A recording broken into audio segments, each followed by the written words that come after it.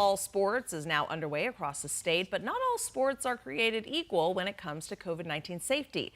Team 12's Trisha Hendricks spoke with an expert at the Mayo Clinic for a breakdown of the riskiest sports for children and what parents need to know before signing their kids up for sports this year.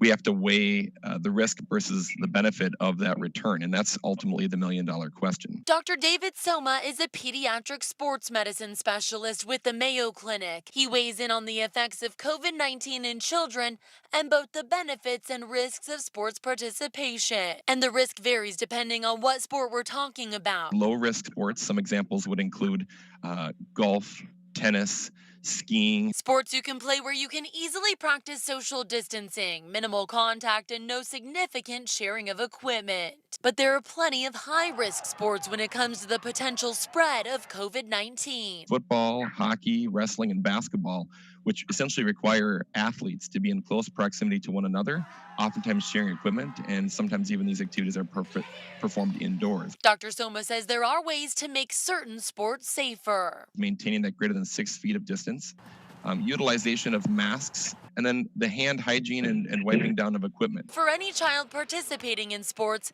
he recommends a daily screening for athletes. And in certain sports, additional safety precautions should be taken. Avoiding some of the high fives or kind of the knuckles or the fist bumps. A slight modification of rules and safety precautions to keep in mind to improve the safety of youth sports across the country during the pandemic. In Phoenix, Trisha Hendricks, 12 News.